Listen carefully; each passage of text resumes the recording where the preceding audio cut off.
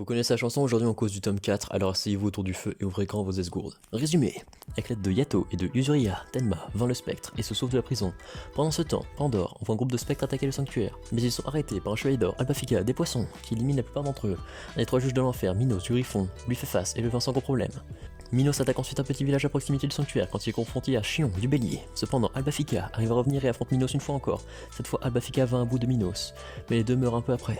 En suivant ces événements, le grand pape du sanctuaire est informé par un des élèves d'Akurei, Atla, que les spectres sont en train d'être ressuscités par Hadès. Maintenant, le tome 4. Chapitre 25, les enfers. Le narrateur explique que la cascade de sang des enfers nourrit le magnolier des enfers et le but de la team Tenma est d'arriver jusqu'à cet arbre afin de stopper la résurrection des spectres.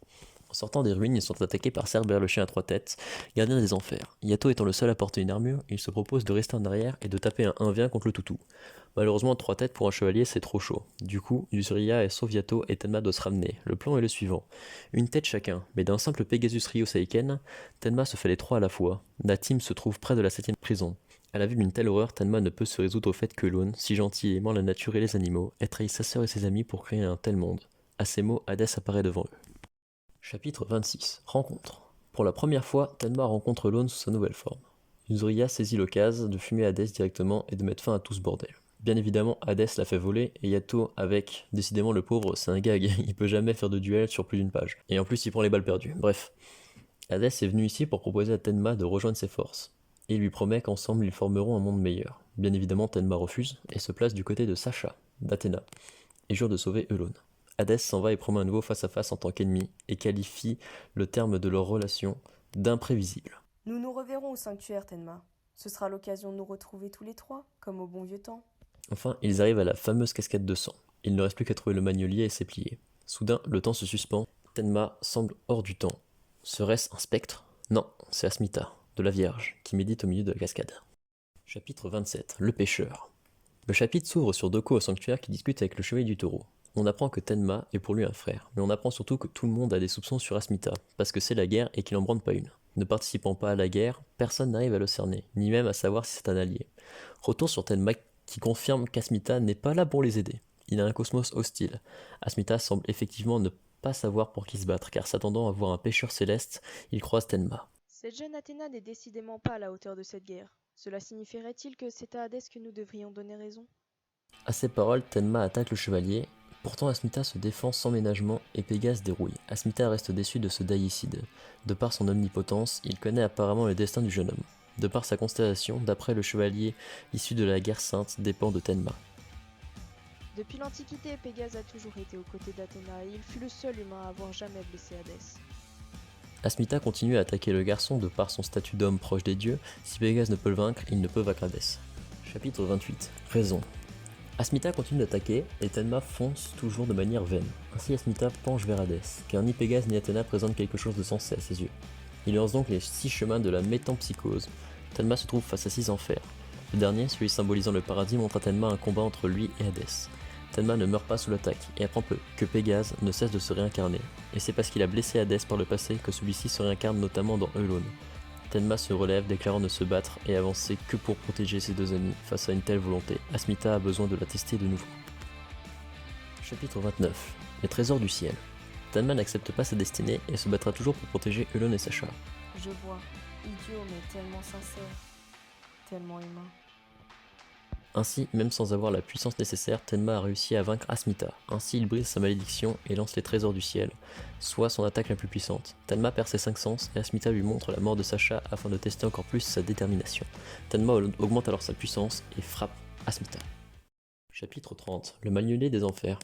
À la place de frapper Asmita, Tenma a en réalité atteint le magnolier des enfers, car ayant éveillé le 7ème sens à l'article de la mort pour défendre encore et toujours ses valeurs, Tenma a enfin réussi à décider Asmita sur le camp à défendre. La team Tenma ramasse les 108 fruits pour Akurei à Jamir. Un chevalier de la Vierge se rend devant Athéna afin de s'excuser de ses doutes, maintenant estompés. Ces doutes naissent de la cécité qui lui permettent de ressentir toute la misère et la tristesse du monde des humains. Doko, dans sa maison, croise Asmita qui s'en va, ce qui le choque car il croyait qu'il n'allait rien foutre de la guerre. En partant, Asmita complimente Tenma auprès de Doko et Sacha. Ainsi, il s'en va mourir. Yato, Tenma et Yuzuriha essayent de retourner au puits des âmes pour se barrer de l'enfer. Un spectre leur bloque le chemin. Yato reste en arrière afin que ses amis rentrent vivants. Chapitre 31. Résurrection. Tenma se réveille à Jamir devant Hakurei, malgré tout Yato est toujours en enfer, et malgré un premier beau combat du chevalier, le coloptère prend le dessus, et Yato est ramené parmi les vivants grâce à son arme sacrée qui les a protégés. Tenma remercie son ami, mais le temps n'est pas au remerciement. Les spectres arrivent, et c'est alors qu'Asmita apparaît à Jamir et les balaye. Chapitre 32, l'essence de la cosmo-énergie. Asmita va voir Hakurei. Le plan est que Asmita utilise sa cosmo-énergie avec les fruits pour empêcher les spectres de ressusciter. Un nouveau spectre apparaît pour aider les spectres battus par Asmita. Le Chevalier d'Or explique alors le 7ème sens au bronze, un sens surpassant les 6 autres et permettant au cosmos de s'intensifier. C'est la raison de la force des Chevaliers d'Or. Après cela, il explique la possible existence d'un 8ème sens. Les spectres reviennent à la charge, mais Tenma ne pourra pas compter sur Asmita pour cette bataille, car il va s'occuper des fruits du magnolier. Il donne ainsi son sang pour l'armure de Pégase. Les spectres attaquent la tour. Des météores filent vers eux. Un Chevalier d'Or ? Non, c'est Pégase. Le spectre du Katsid va s'attaquer à lui. Chapitre 33, les guerriers immortels. Asmita compte sur Tenma et est heureux. Pour la première fois, la cosmo-énergie accumulée jour après jour dans cette vie sans lumière prend enfin tout son sens. Tenma est choqué de sa nouvelle armure. Il a fumé plusieurs spectres en une attaque, mais ceux-ci se relèvent. Yato et Yuzuriya se joignent au combat. Il faut gagner du temps pour Asmita. Le combat s'éternise et contre des adversaires immortels, les héros n'en voient pas le bout. Quand soudain, une énorme cosmo-énergie se fait sentir, et les spectres veulent y mettre un terme. Encore une fois, un très bon tome. Déjà, la mythologie Senseiya peut remercier Teixerugi, car dans la série originale, la cascade de sang n'existe que sur la carte des enfers. Ensuite, la seconde retrouvée entre Tenma et Eulone, ouais, pourquoi pas, mais la grosse dinguerie de ce tome, c'est surtout Asmita, le chevalier qui doute. Ça, à ma connaissance, mais je peux me tromper, le seul chevalier d'Athéna de l'univers Senseiya a douté du camp à choisir entre Hadès et sa déesse. Et de chercher des réponses. Son passé avec Sacha et ses réflexions en font un personnage très intéressant qui nous permet de comprendre les enjeux et les camps, car il ne veut pas se battre pour le vainqueur, mais pour le camp ayant un meilleur projet de paix. Parce que c'est cela l'histoire de The Lost Canvas. Son évolution est sympa, je trouve le fait que l'armure de Pégase soit réparée par son sang, et le fait qu'ils doivent apporter de quoi mettre les deux armées sur un pied d'égalité, enfin genre il n'y a pas plus utile et le mec fait ça en 10 minutes. Bref, si cette vidéo t'a plu, tant mieux. Si elle ne t'a pas plu, j'en suis désolé. J'essaie chaque jour de m'améliorer, alors laisse une critique constructive. Allez, salut!